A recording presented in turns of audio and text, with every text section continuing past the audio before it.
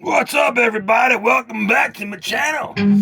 Today I got a special video for you on rhythm work and establishing quality skills with your right or left hand if you're lefty. You've come to the place for rhythm work today, so if you don't want to do rhythm work, get to stepping. You're trying to be in a band? I'm going to help you improve your skills so the bands want you playing rhythm with them. If you just want to sit home and wear a hole in your bed, I'll help you do that too.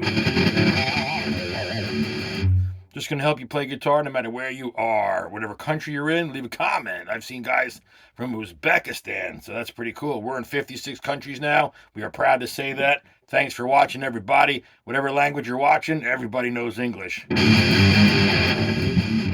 Let's get started. Today, we need to build some right hand skills and figure out how to improve the skills in that hand. When you're writing metal or hard rock or even blues, there's going to be lots of changes in the way you strum. Even in a simple 4-measure thing that you're playing, there's going to be a lot of picking going on in just only 4 measures. Those chord movements dictate how I'm going to strum this guitar and how I'm going to strum this riff. If I have those chords to move around on and I know I'm going to go back and forth, I may want to use... There's 2 different sounds I'm going to get. I'm aware of up and down. And then I know the difference if I just played all these, picking them all down. 2 different sounds. And so we want to have the ability to use all the different skills in the right hand and mix and match them whenever we want. So we can write some crazy ass things.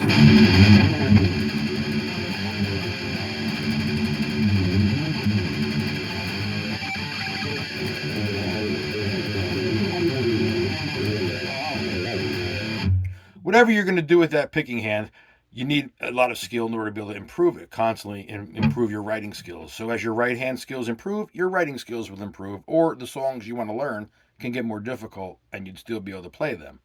If there are songs you can't play because you simply don't have the skills, well, we're here to help you get the skills. That's what I'm going to show you today. Some exercises and some techniques you can begin adopting that once you memorize them well, you'll be able to play them faster.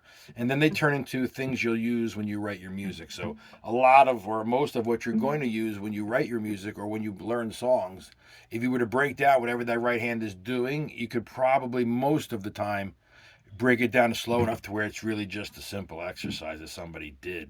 So when you see something like...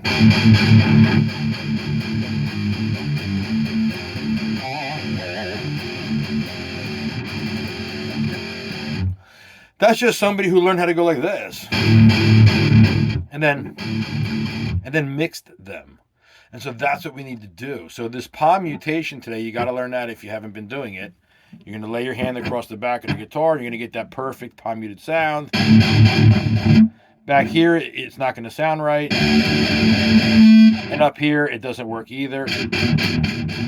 There's a spot where the tone is in the middle of the bassy frequencies.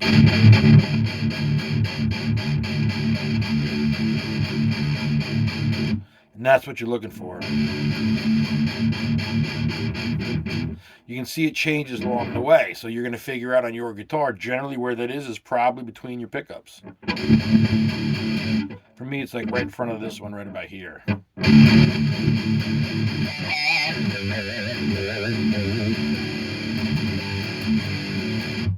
So what's happening here, when I play things like that, when I go...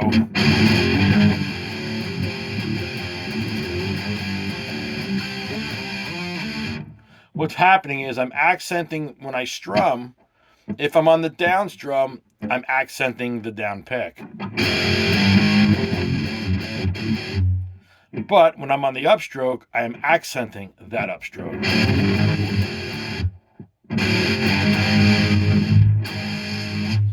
I'm I'm hitting this chord, this B flat, hard. Well, I'm in drop D, so really let's look at that. A flat, right? F, right? F, D, let's go over it real quick. D, E, F, G, A flat. And then there's the A. Real quickly, aside, I'm going to just take 10 seconds to explain this real quickly since I'm in drop D. The D blues scale is what I'm using, which is the D minor scale with the flatted 5. There's my flatted 5 and A flat. Then I reach back to D. There's my tritone, folks. 3 whole steps.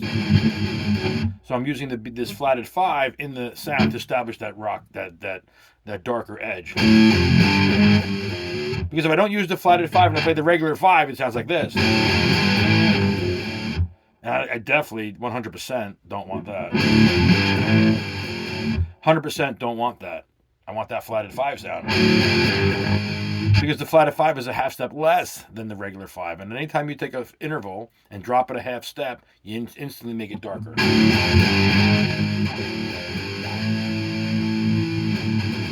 Could you imagine me opening that riff like this?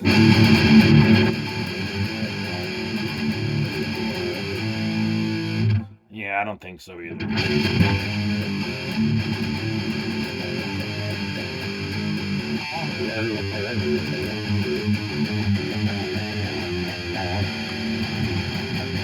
That half step makes a huge difference. That one little thing, just moving one fret, controls all the sound. So that's one of the most powerful things about the guitar is minimum movements, maximum difference in sound. So back to what we're talking about, right? Mixing the up and accenting where you're playing your when you're picking, you got to figure out where you're going to accent stuff. You see that? It was a downstroke accent and an upstroke accent. Down and then up.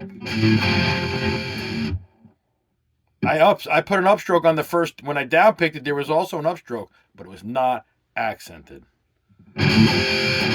That's accented. That stroke is the one that's accented. That's not accented. This would be accented.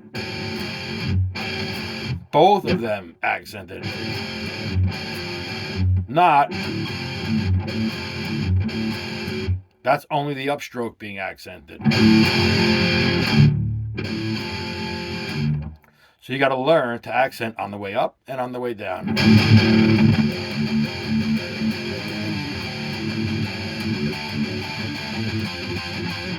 Now accenting on the down here on these power chords, we're simply doing this.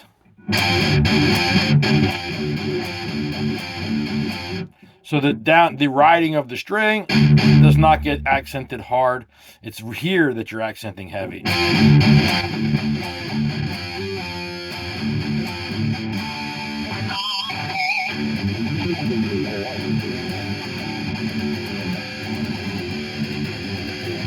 Let's take a look at these awesome riffs that I like to play.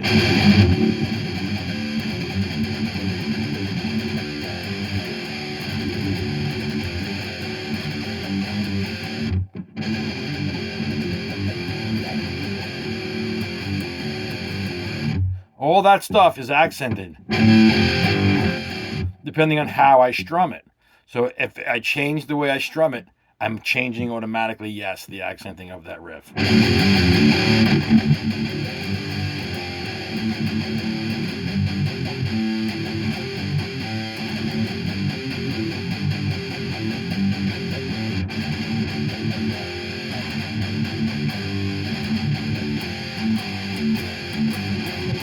You see the upstroke accents?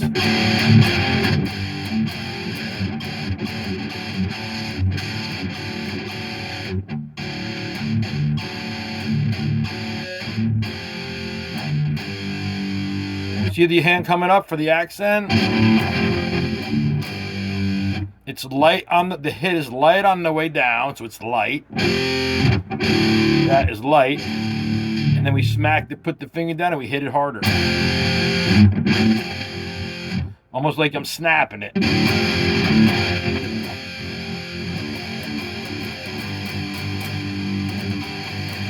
This is basic. Down, up, down, up, up, up. Basic metal writing.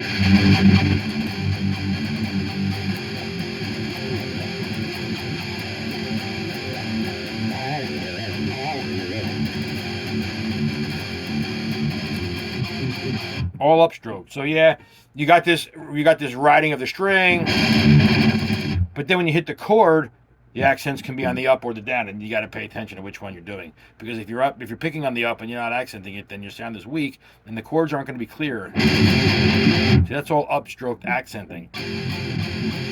Up, up, up, up.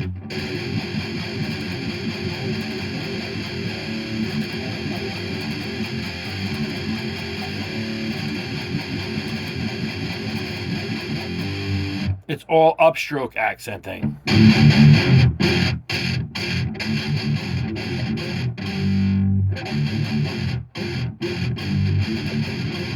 So you got to practice going. Lifting up for the down and back down for the up.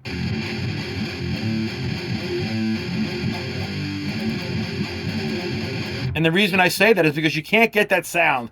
If you think you're just going to flip the pick and go the other way and still get that sound, you're sadly mistaken. You're not going to. It's a different sound. So the left side is not the right side. Forward is not backward. They are not the same. They look very similar, but they are not the same. So you will not get the same sound upstroking as you will downstroking it, and you just won't. You'll never get that picking on the down. I can't even try it.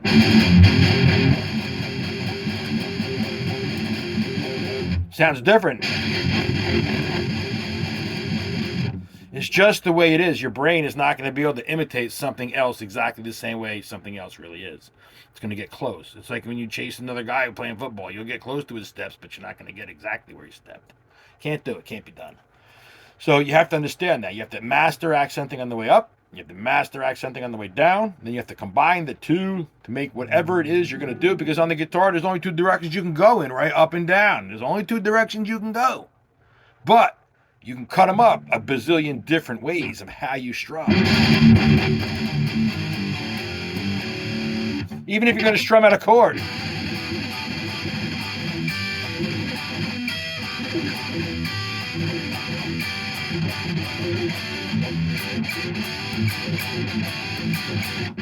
Here's your upstrokes. Everybody does this.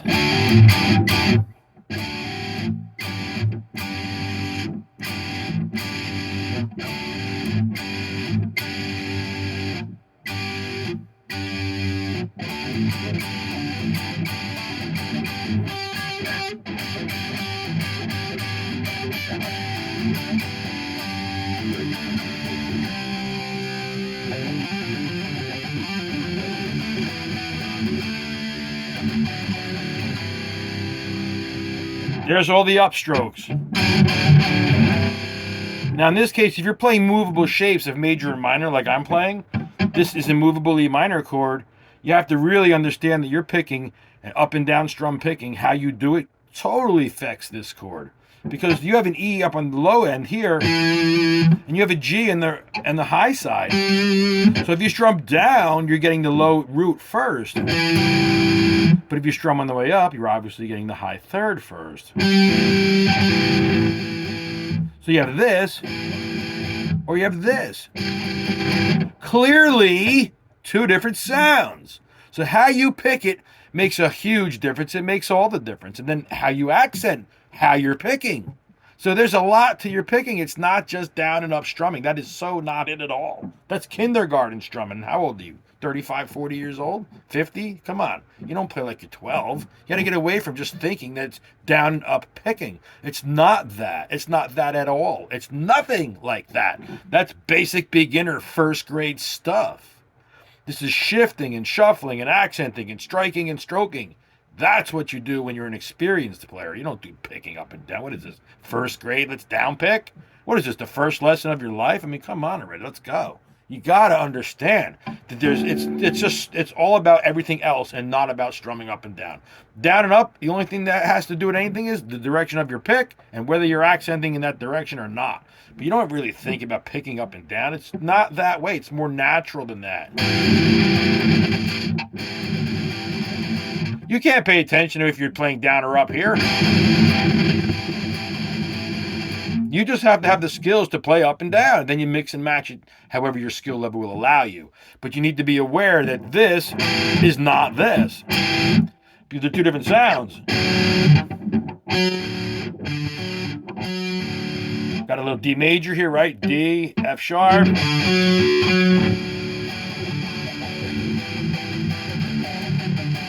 Here's my C major. So I can choose how I'm going to strum based on how I want to play it. So when I want to pick up and down,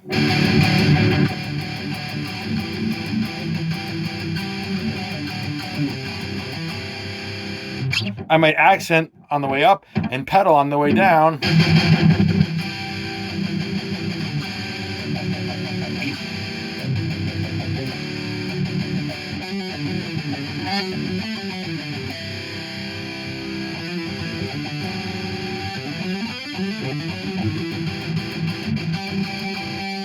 Now we have upstrokes with the E minor chord. We're down on the low E string, up on the chord.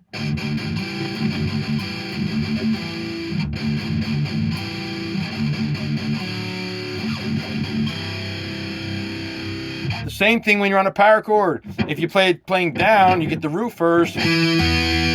Otherwise, if you come up, you get the fifth first. It's different in the sound.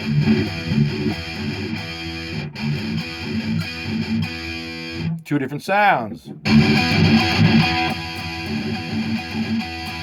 That's your upstrokes. And here they are on the down.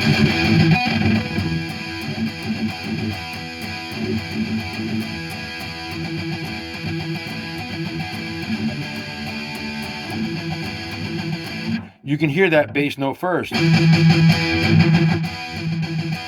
Different sound then.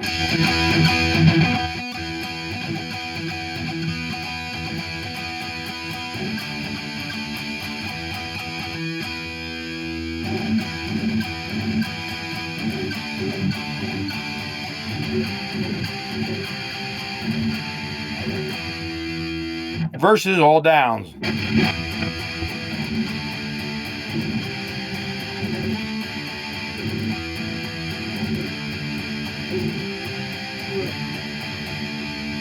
So it's the direction you're playing, but it's also how you're accenting and in what direction you're accenting in. So there's a lot to your rhythm playing. It really is not just about down and up. There's shuffling in there too,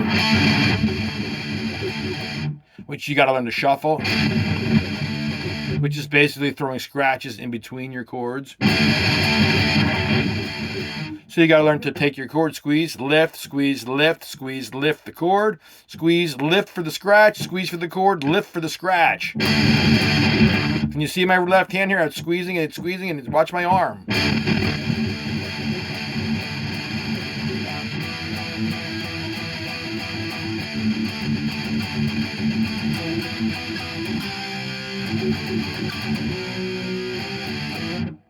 Do you see that?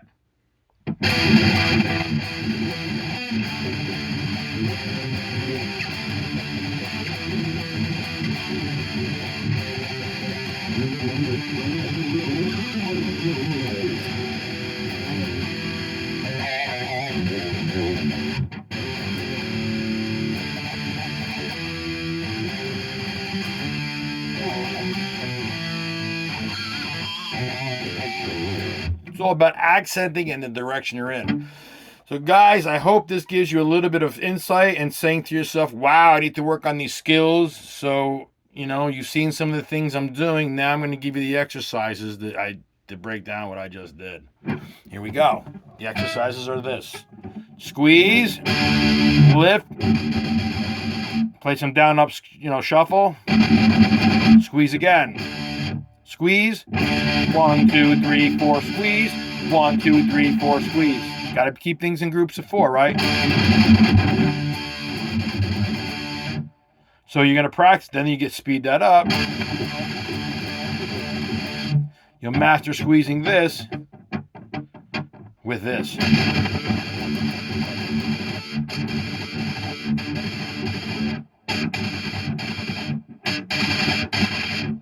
Barely squeezing my cord. My pick has hardly any plastic coming out off the edge of my skin, so the pick isn't getting hung up inside the strings. That's the secret to playing fast. It's one of the secrets. Don't have any pick sticking out so it doesn't get hung up in the string. Just let your pick rub the string. Remember Days of Thunder, that movie with Tom Cruise, 1990, way back in the day, like 40 years ago? Well, that dude was like, rubbing is racing and rubbing is playing guitar.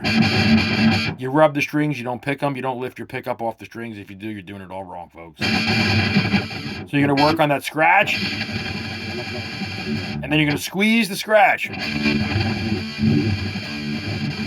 You squeeze for the chord and lift for the scratch. Right? Squeeze and scratch. If you keep the squeeze down for the scratch, you're just going to get the same thing. You got to lift the scratch, lift the chord if you want to get that scratchy.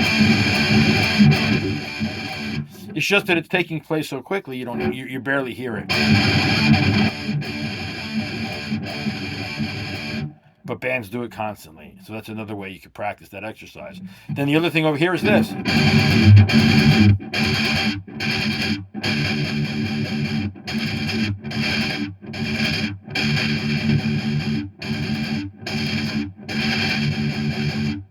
And finally, you work the down and the ups.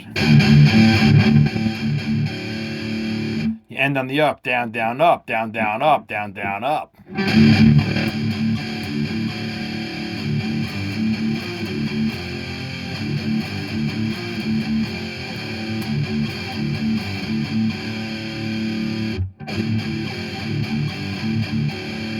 It's the most basic hard rock technique of the last 20 years.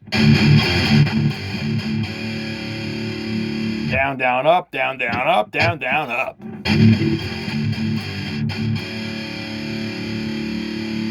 And you want to get that consistency where it's even like that.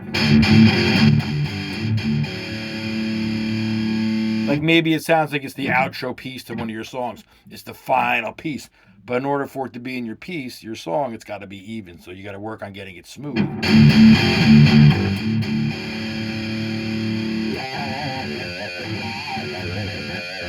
Maybe throwing in one of your pinches. Your pinches work really well, and they go very well with accented chords.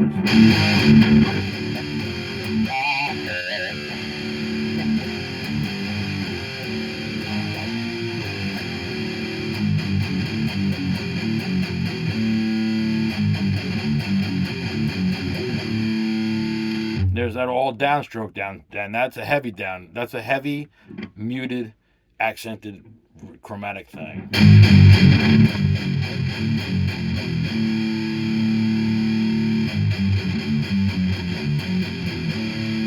You're only going to get that sound if you know exactly where to put your pick for that palm muted bassy tone I was telling you about earlier.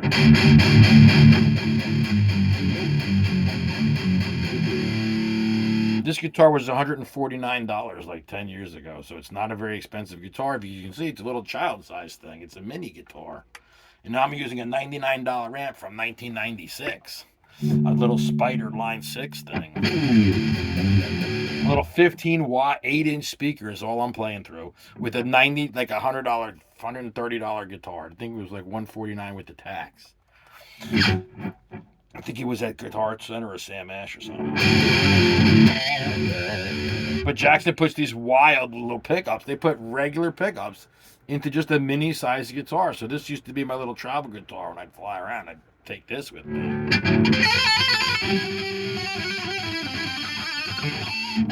Definitely not, professional, but I got to tell you, it's not half bad.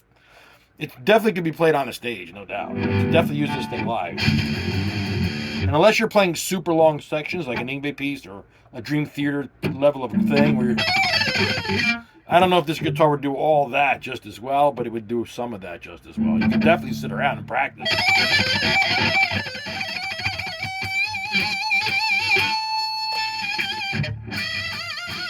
I mean, it does a lot of stuff pretty well.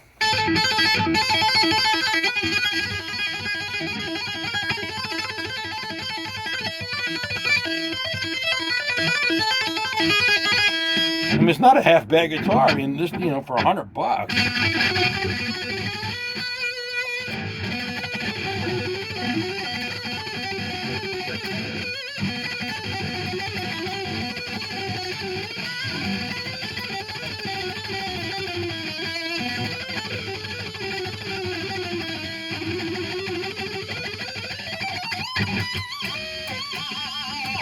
I mean, come on, for $129, $139. Anyway, so if I goof up a little bit, that's my excuse. I'm on a guitar that costs less than 3 packs of cigarettes. I mean, come on, you can't beat it. Guys, if you have any questions on how to adapt these rhythm styles into your playing, hit me up. Hit me up. I might be able to help you out. Just give me a call, let me know. Hit me up in the comments section. Like and subscribe if you want to see more goofy videos on how to play the guitar kinda sorta. From a guy that can kinda sorta play guitar. We'll see you in another video.